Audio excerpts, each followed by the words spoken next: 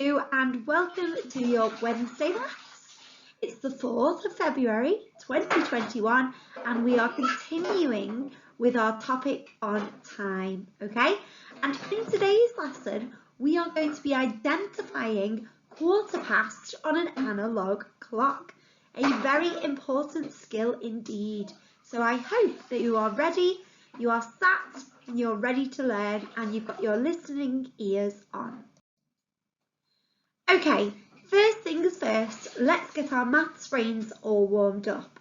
I would like you to practice counting in fours. So practice your 4 times tables. I've left a little video link on the screen for you. So if you'd like to follow that and join in with the song, then you're more than welcome to do that. Then I would like you to have a little go at answering the questions that you can see on the screen. So you may want to pause the video now and have a go at answering those questions and practice counting in your fours. Off you go. Okay children, let's complete the do now. So if you've got the worksheet in front of you, that's great, we can do it together and get it out of the way. Or if you're working on a separate piece of paper, I would encourage you to do this part now too. Okay, so let's have a look at the question. It says that one plane lands every single minute. Remembering what we learned from our last lesson, we want to find out how many planes land in 1 hour. So what we need to think about is how many minutes there are in 1 full hour. Now, if we remember our analogue clock from yesterday, I've got my kitchen clock here. Remember that we go around and we count in our fives, don't we? So we count in multiples of 5. So you can see it goes all the way from 1 around to 12, doesn't it? So we're looking for how many minutes there are in 1 full hour when we're skip counting in our 5. So remember 5, 10, 15, 20 and so on. Can anybody tell me now how many minutes you think there are in 1 full hour? Well done. I can hear some of you saying that there are 60 minutes in 1 full hour. A huge well done if you remembered that fact from yesterday. And if you didn't remember, it's okay because we've just practiced now. Well done, everybody. Okay, children, it's now time for our subitizing part of the lesson. Remember, keep your eyes on the screen, count the dots or shapes as fast as you can, and at the end we will review. Let's see if you can get them all right today. First of all, we're going to look out and count the yellow dots. Excellent job. Next one. This time we're looking for the black dots. Great work, everyone. Now we're going to look for the red dots. Super job. And finally, we're going to count how many stars we can see. Are you ready? Eyes on the screen. Mommy, watching. Brilliant. Mommy, watching. Okay, it's now time to review. First of all, we were asking you to spot those yellow dots. Well done if you said 3. Next, we were looking for the black dots. Well done if you said 1. The next one, I believe it was our red dots here, and there are 2.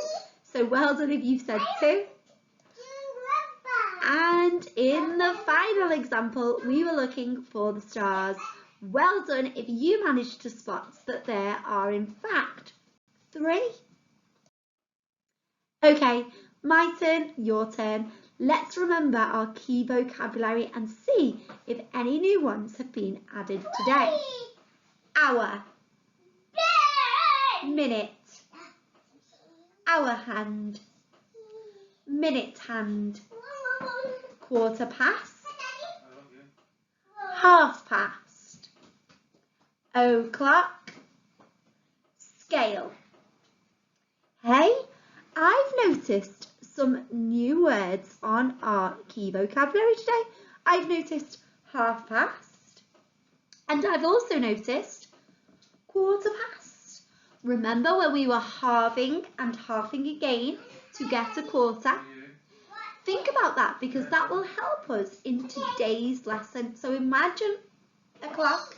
It might be a circle clock like this one. And remember, if we half it and half it again, we will easily be able to see that we have split it into 4 equal parts, and one of those parts is a quarter, okay? That will really help you with today's learning. Okay, children, let's dive into our new learning. Now, what I would like you to do is take a look at each of the clocks that I'm displaying on the screen. I want us to think about what time each of the clocks shows, and I want us to reason with how we know this, okay? So in the first example, in fact, on all of them, I've spotted something. I've spotted a bit of something that's the same about all of them, okay? I'm going to highlight it now, and I'd like you to be thinking about what it is that I've spotted. Okay, so I've highlighted it and I've given you a little bit of time to think about what I've spotted.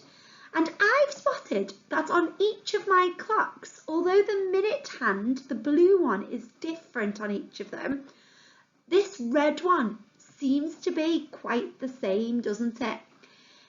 It's pointing at or just after the number 1. So I know that the hour, because the red hand is the hour hand, I know that the hour is going to feature the number 1, okay? Now, remembering what I told you earlier on in the week, I said that if the minute hand, so if the blue hand in this case, is pointing at 12, that must mean that it is something o'clock, okay? So let's have a think now. If I said that the number 1 was a feature in all of my 3 clocks, what time do we think the first clock here is showing?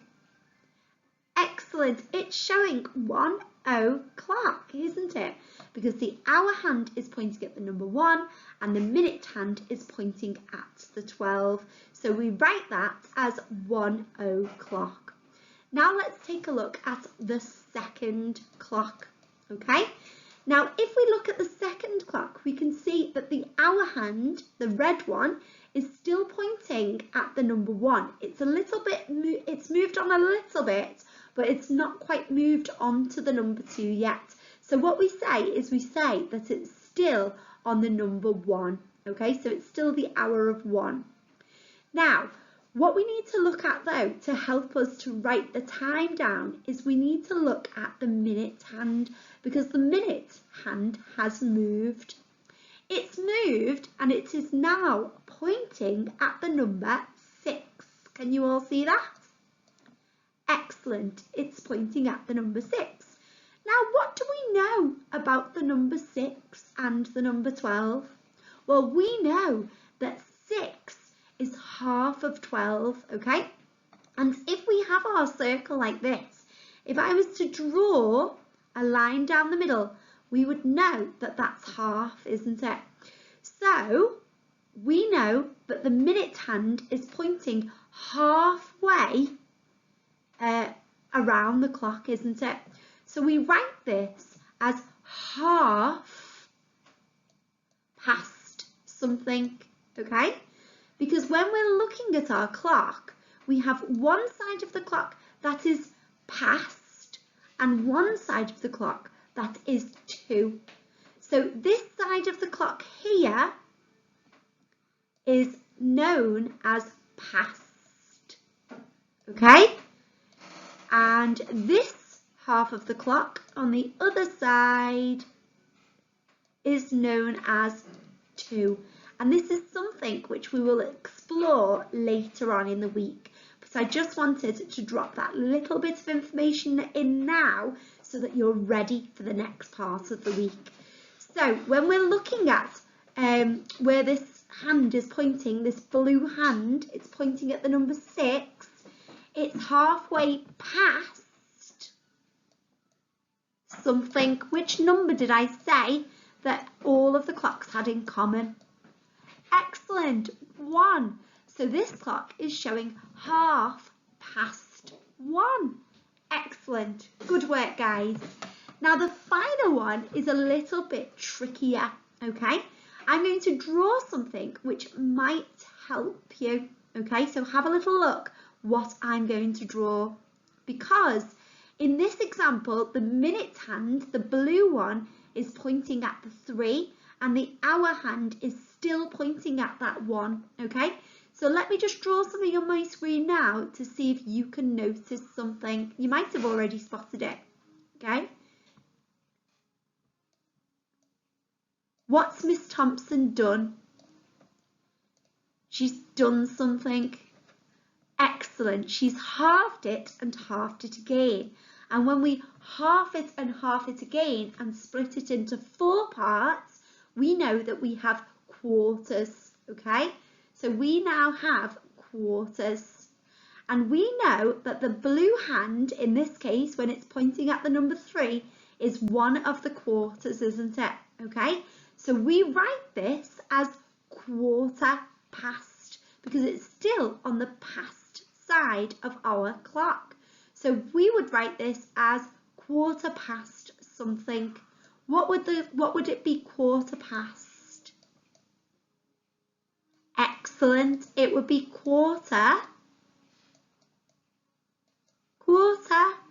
past 1. Super work. Well done, everybody.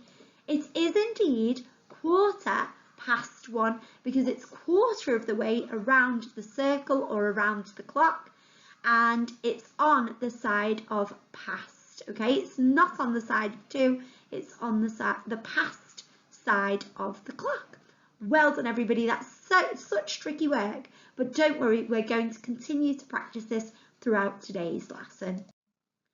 Okay, always, sometimes, never.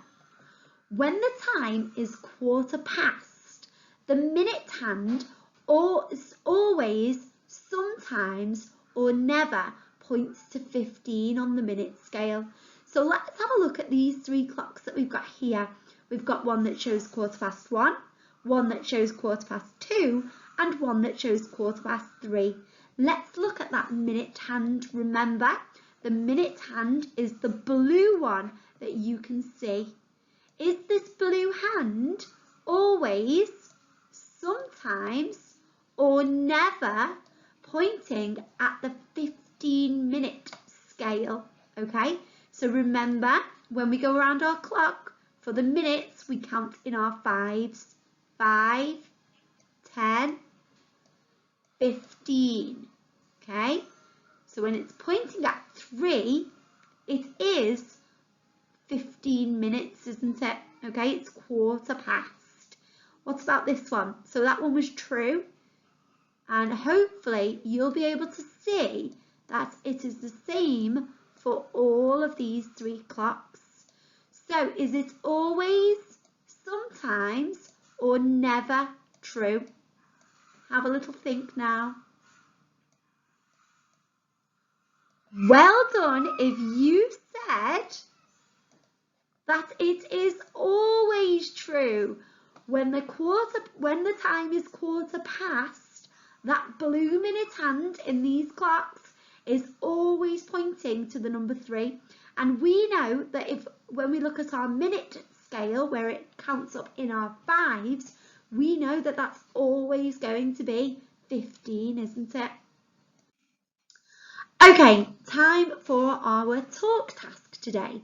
So here are some clocks, and I would like you to try and have a go at telling the time for each one, okay? So remembering, if that blue hand or the minute hand is pointing at 12, it's always o'clock. If it's pointing round at that 3, we know that it is 1/4 past because it's a quarter of a way around our clock. And we know if it's pointing at the 6, it means it's half past because it's halfway around our clock. It's halfway past that number 12, okay? So have a little go, see how you get on. You might want to pause the video here and maybe have a try at answering some of those questions and finding out the time on each of those clocks. Off you go, children. Okay, children, let's develop your learning a little bit further. So what we're going to do now is we are going to practice writing quarter past, okay? So let's take a look at each of the 3 clocks that we can see. Again, what do you notice about all 3 clocks? I'm going to highlight what I've noticed and let's see if you can spot what I've noticed. Well done. All of the red hands in this example, or the hour hands, are all pointing to the number 4. Brilliant. The only thing that's changed in each of the clocks, something that's different, is the minute hand, the blue one. It's pointing in different directions. Now we know that the first one is 4 o'clock because the hour hand is pointing at 4 and the minute hand is pointing at 12, and we know that we always say that that is on the hour, so it's o'clock, okay? The second example, the minute hand is now pointing at the number 6, and we know that this is halfway around our clock and it is past, isn't it? It's on the past side of the clock that Miss Thompson was talking about earlier. So remember, this side is past and the other side is 2, okay? So past and 2, remember we're going to do lots more work on that later on in the week, so don't worry too much about it now.